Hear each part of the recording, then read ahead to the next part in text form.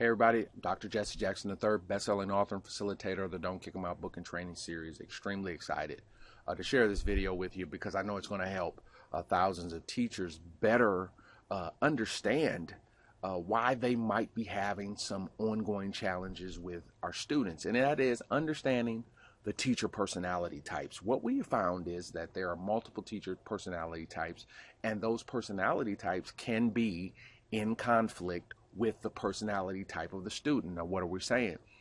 What you see often is a middle class working American who is the teacher with core middle class American values.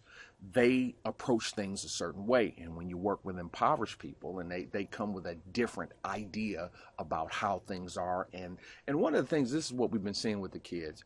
You hear the kids will make this statement, and I heard the kids say this: I was taught if you disrespect me, I have a right to disrespect you. Well, like I always tell the kids, that is absolutely correct in the streets.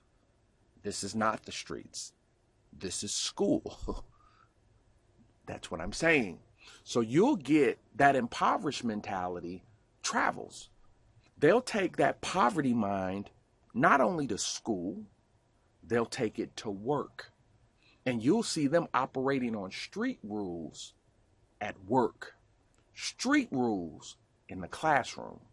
So this is where the understanding of what I'm dealing with is so major for a child, for teachers. Now, another thing, in the street rules or in the world of an impoverished person, that's an emotional condition.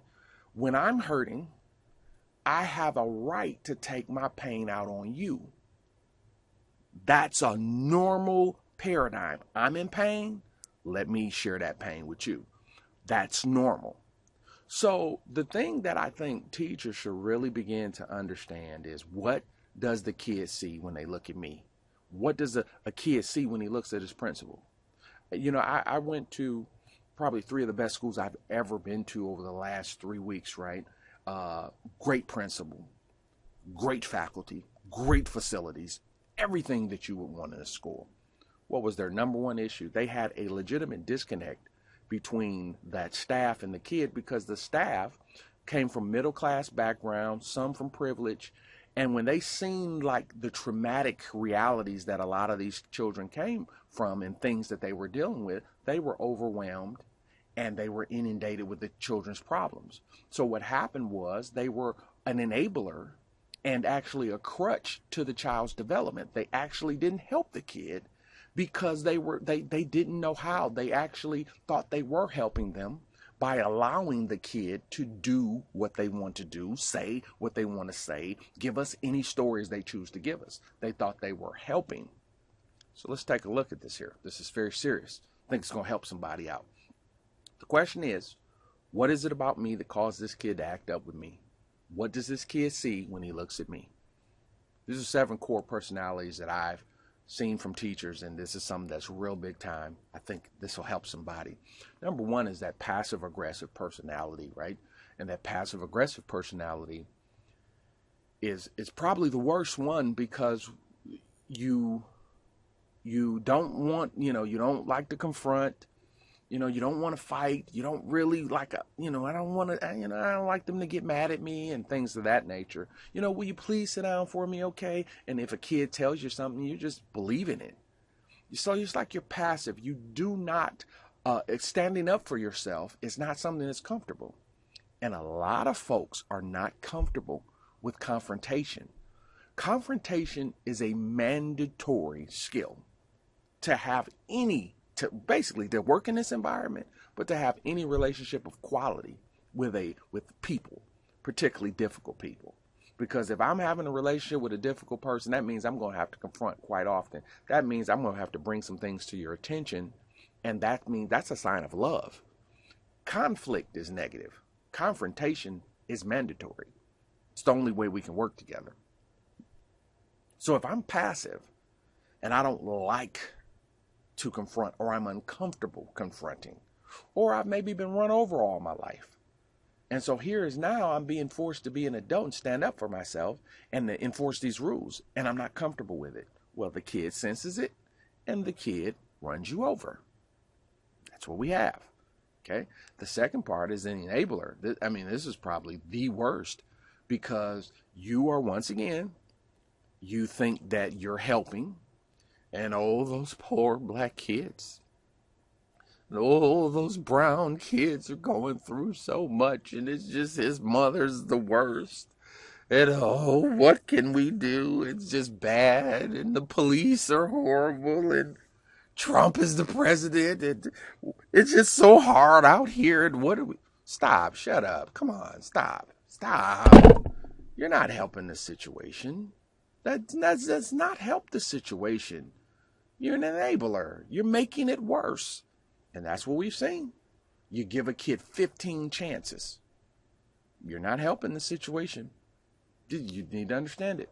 You're not helping the situation. When you do things like that, you're part of the problem. An enabler is part of the problem. So this is like the swing I see in our environments. We'll have the ultra passive and enabler, but then we get to that bitter, hardcore, poisonous person that think we need to lock them all up. So that's exactly what's happening, right? We got and when I wrote Don't Kick Them Out, let's be very clear. When I wrote Don't Kick Them Out, I didn't write it and say don't kick kids out because of their ethnicity.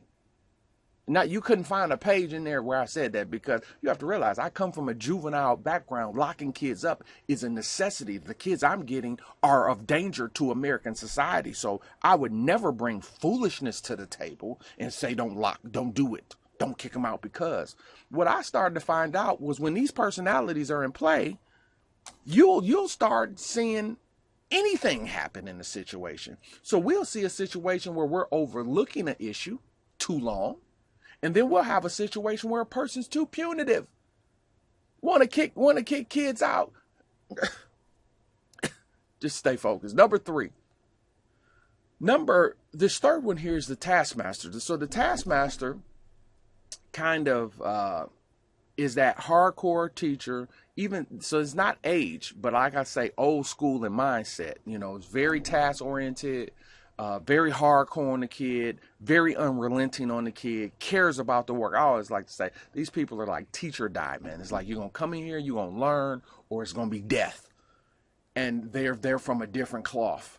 Now, I'm seeing a lot of young teachers that are like that. I mean, they're hard, they're rigid, and they're not playing with kids. Do we wish they were nicer? Yes. But they're so productive, I have to leave this person alone. Their level of production is so high, I'm not going to bother them. Okay, this is the type of thing that I always like to say. Productive people, you always ask them, is there anything I can do for you? I'm not bothering a productive teacher. I mean, why would I mess up with them? Like, they're producing. They're giving me test scores. Their kids are under control. Do they need a little be nice or a hug every now and then? Probably. But I don't bother them. Number 4, the mean spirit. And now this one I have to bother. You got to go. You can't be mean to children. I mean, come on. This is our business. Come on. You can't be mean to kids. I mean, where is this coming from? Stop. That's what I'm talking about. That's the one I'm talking about. You're going to the extreme and you're trying to screw a kid. That's what I'm talking. You're mean to your colleagues. You're mean to children. We cannot have this in our business. But this person will fight with the kids all day. And I have met him. I've met him recently. Be the cancer on the staff. Just bitter. Mad at the kid, taking out on the kid. You're trying to screw the principal. You're bitter. That type of person, we need to ask to leave and help them find another place to be employed so they can take care of themselves. But it's definitely not at our school. Number 5 is the rookie teacher. So this is somebody, a rookie is not in age per se, but typically it is some of those young people we got coming out of college that believe that stuff they teaching you in college is going to help you on this job coming down here.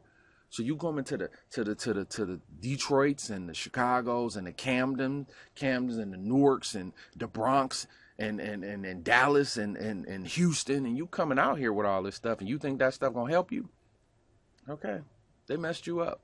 Always remember, the rookie rule is if you've been in any institution under 3 years, so you're new to that environment, you could be a 20-year teacher, okay?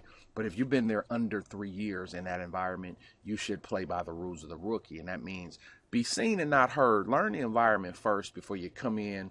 You're doing all this talking at staff meeting. You're criticizing your colleagues. You're criticizing the principal. You haven't even been here. You don't even know what's going on.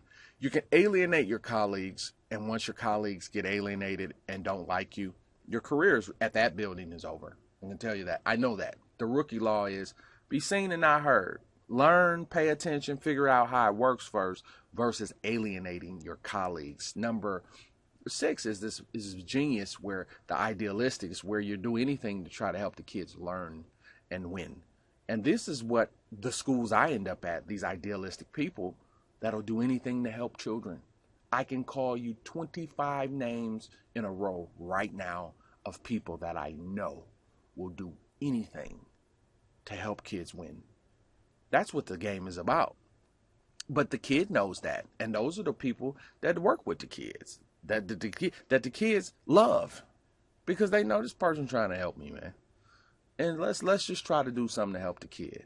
Then you got this number 7. This one is very dangerous, very serious. That I want to be your friend teacher, trying to befriend children, want to be buddies with the kid. This is a person that can't work for me. It's very dangerous. And I mean, I have seen in this personality a lot of the teachers that have crossed the line and with sexual inappropriateness with students. That personality has been pretty much in 100% of every personality we've seen of the people who were arrested for inappropriateness with kids, trying to befriend children, being friendly with kids. It's something we won't tolerate, and it's disgusting. These are the teacher personalities that I've seen. The most dangerous ones are passive and enabler, because the kids are going to take advantage of it. That's what we see. And the kids take advantage of it. So these are the type of things we have to be teaching our staff and bringing a high level of awareness. Until the teacher knows what type of personality they're exuding to a student, they're going to always find themselves in a very, very dangerous situation, because the kids are responding to your personality. Kids respond to your personality. They know the teachers you can't play with, and they know the teachers that I can. They know the teachers you can talk in there. They know the teachers you can't.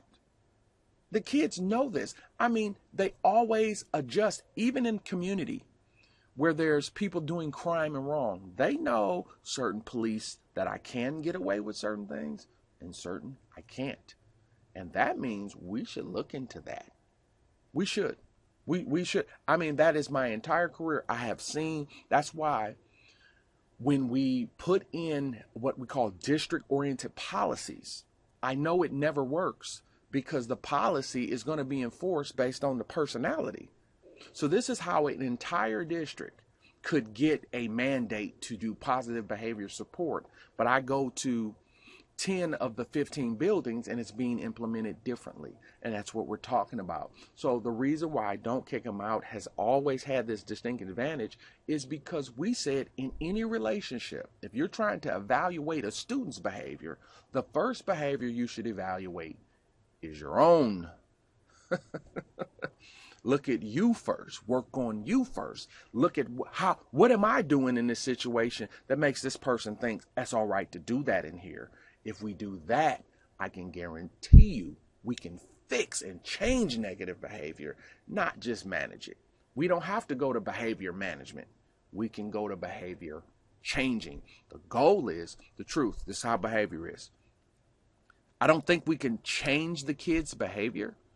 I think we can change their belief. We're not trying the behavior until the core belief is changed of a kid. Then you're going to have a very difficult time with changing that behavior. So that's why beliefs, I understand in these environments, you got that middle class working belief and that impoverished idea of the world. Take advantage of people, manipulate, do as little as possible, and these are truths that they show up with every day. And the only person that can attack that negative belief, and that ultimately changes the behavior, is the teacher. And the more we know, the better off we get. Dr. Jackson here, just trying to enlighten and raise the understanding of my teaching faculty. As always, share the video with the people. Let the people see it.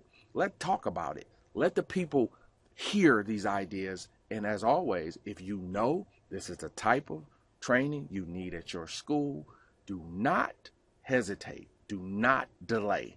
You should always act immediately. When this idea type of stuff hits you, and you say, listen, don't wait. Do it now. Take action. It's the only way to win. Dr. Jackson, see you next time.